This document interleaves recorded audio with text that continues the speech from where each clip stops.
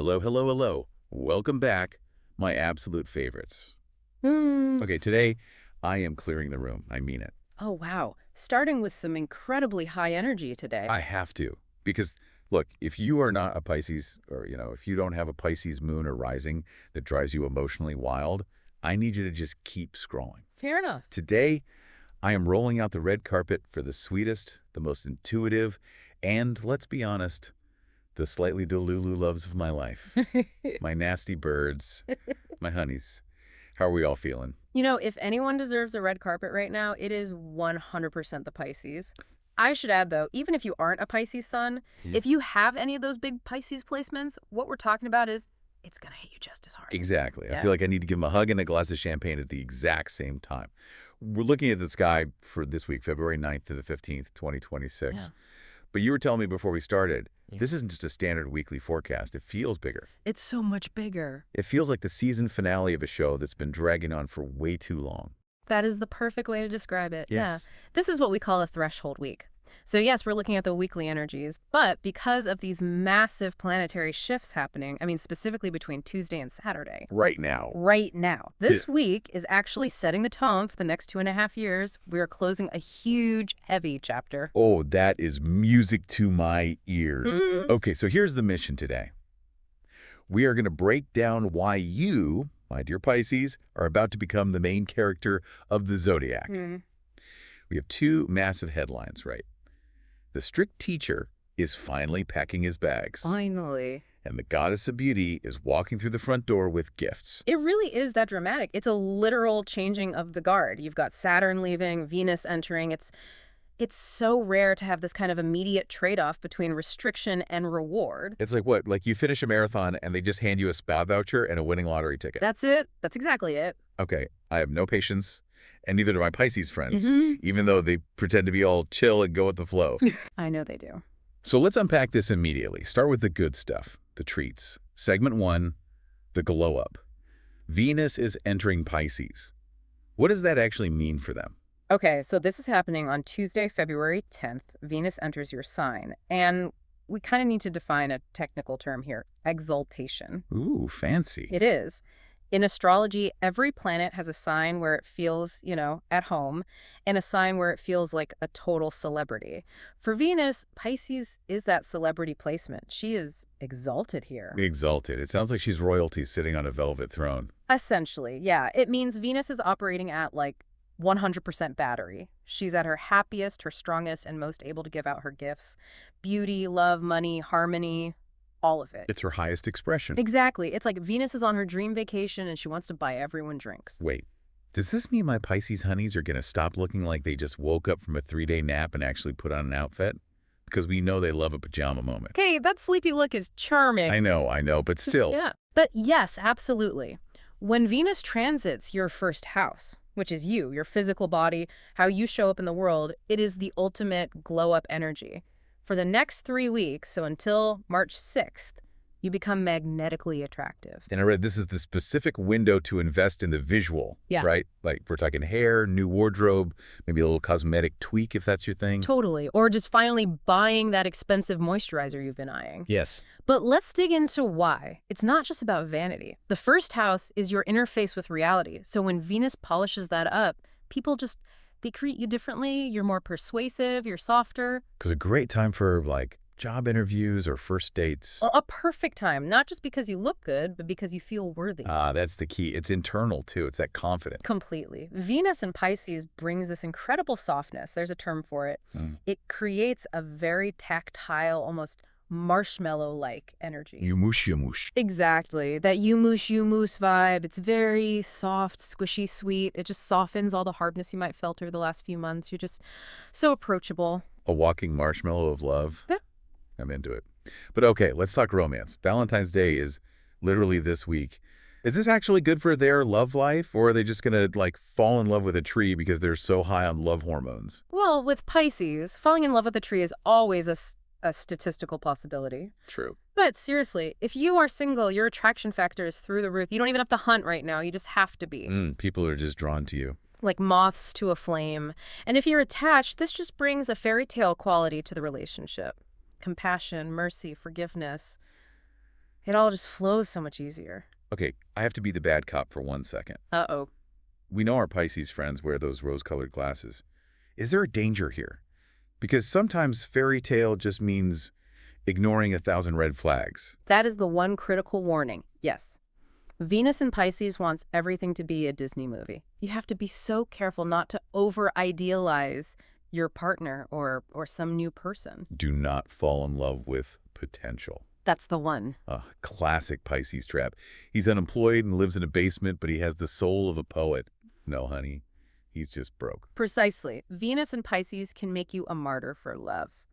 You see the absolute best in people, which is so beautiful, but you need to make sure the person standing in front of you actually matches the fantasy in your head. So enjoy the romance, enjoy the softness. Yes. But maybe don't sign a marriage license on the second date. That is some solid advice. But honestly, with Valentine's Day falling right as Venus is getting comfy in your sign, it's going to be a beautiful, heart-opening week, a real balm for the soul. Okay, so we are glowing, we are magnetic. Now, let's get to the news that I think calls for a national holiday. I want to scream this from the rooftops.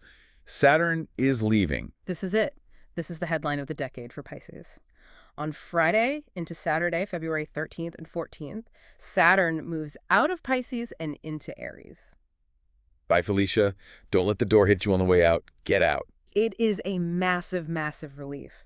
But to really understand the relief, we need to remind everyone what they've actually been through. Saturn has been in Pisces for 2.5 years, since March of 2023. It's been so heavy. I've seen my Pisces friends just struggling. It's like they've been walking through mud this whole time. The metaphor I saw, which is so accurate, is that it felt like wearing a lead vest while trying to swim. Yes. Saturn is the planet of restriction, discipline, karma.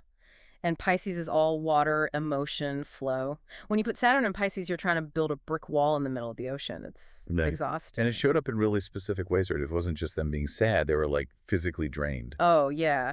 In the first house, Saturn often shows up as feeling invisible, this mental heaviness, making sacrifices, and a lot of just vague health issues, feeling tired, drained, psychosomatic stuff. A crisis of identity. Totally. You look in the mirror and you just feel old or so burdened. And the tests. Oh my God, the tests.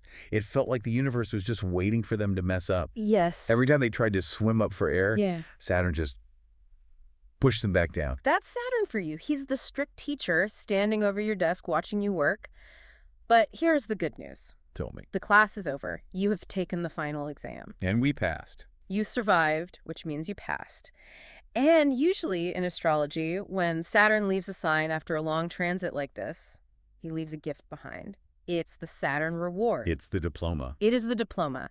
You are going to feel a physical lifting of pressure off your shoulders this weekend. You know Pisces are impatient. They've been waiting 2.5 years for this moment. I'm getting straight to the point. The bad days are over. I love that optimism. And the bad days of that specific kind are definitely over. But what's really interesting is the so what of this shift. Okay. Saturn is moving into Aries, which for you is your second house. Second house. That's money, right? It's money, yes, but it's deeper than that. It's values and self-worth. For the last 2 years, the question was, who am I? Why is life so hard? What's wrong with me? Yeah. Now the focus shifts completely. The question becomes, what am I worth? How do I build my resources? How do I structure my finances? That sounds surprisingly practical. It is, and it's so empowering. Saturn in Aries is active. It's not about sitting in your room crying anymore. No more crying in the shower. Right. It's about going out and building a bank account, building a business, building real, tangible security. Well, I like that. Less crying, more stacking cash. Basically. You're moving from an emotional crisis to a construction phase. You're building the foundation for your next chapter. That emotional weight helped you mature, and now you use that maturity to get paid. Music to my ears. Okay, so look at your bank accounts, Pisces. The strict teacher is now your financial advisor. Exactly. But while we're on this, we have to talk about the mental landscape this week because it is fascinating. Right. So we've got the glow up, the great relief, but we also have tricky little Mercury hanging out in Pisces and something crazy with Uranus, the aha moments. Right. This is where the week gets a little weird, but in a good way. Mercury, planet of logic, communication, is also in Pisces right now, and it's going to be there for a long time, over 2 months. Is that good or bad? Because Mercury is logic and Pisces is vibes. It is definitely vibes. Technically, Mercury is in fall or detriment in Pisces. It struggles. Mercury wants linear facts. A plus B equals C. And Pisces is like a painting of the ocean of feelings. Exactly. So Mercury can't really do math here. Hence the fish brain. Exactly. The notes joke about fish brain, and it's so valid. It might be hard to focus on spreadsheets or, linear details, taxes. You might walk into a room and completely forget why you're there. Oh, I do that anyway. But there has to be an upside. You said it was a good thing. The upside is huge. It's a superpower for non-global communication.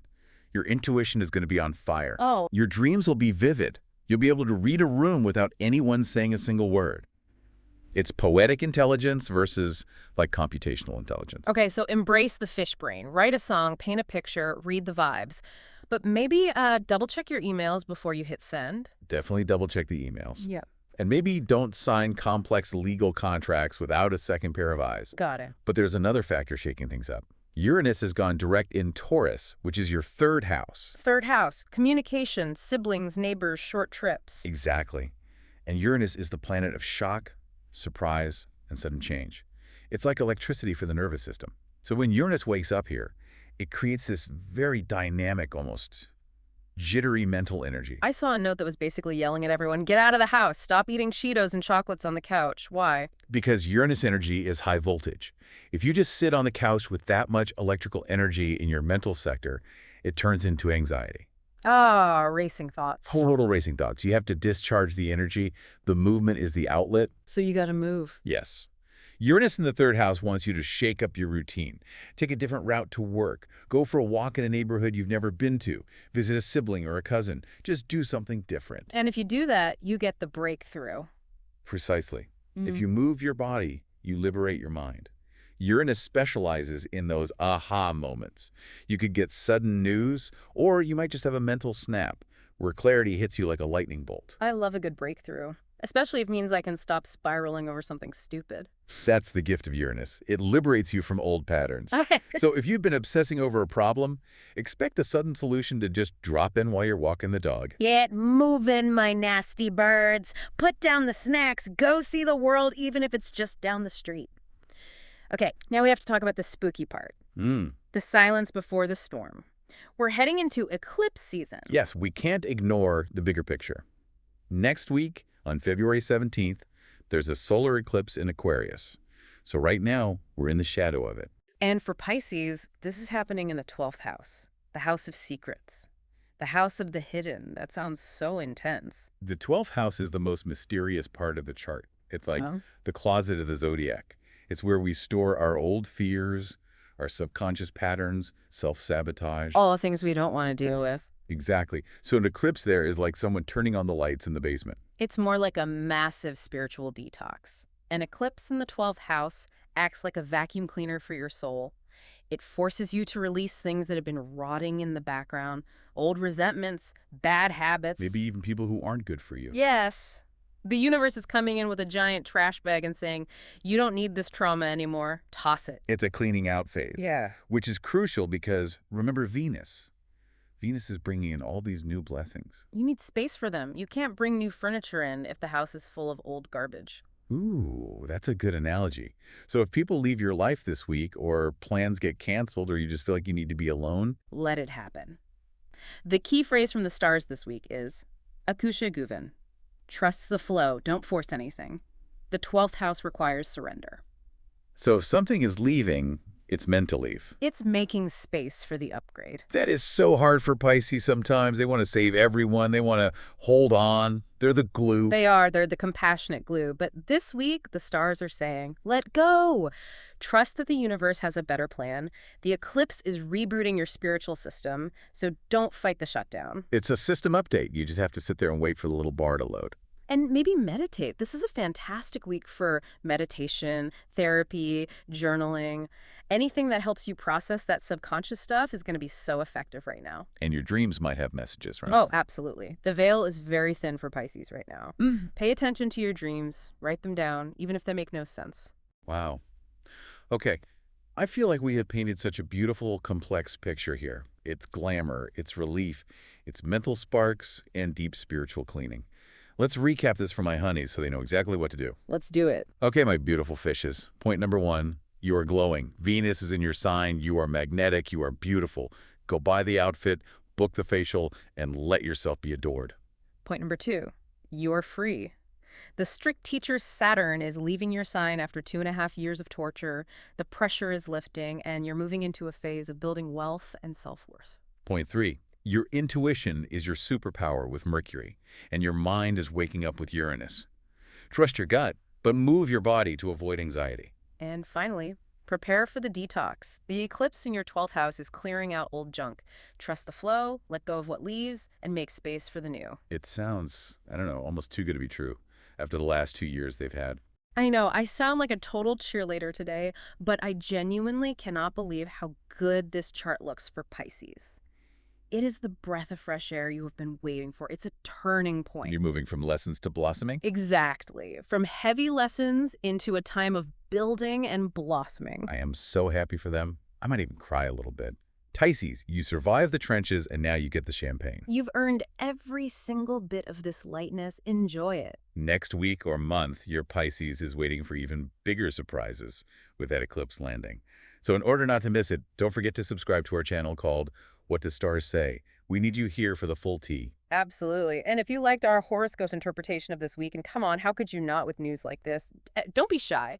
Share your comment with us. We want to hear how the glow up is going. Yes. Tell us what you bought. Tell us who you flirted with, sending you oceans of love and stardust. Take care, everyone. Trust the flow. Bye.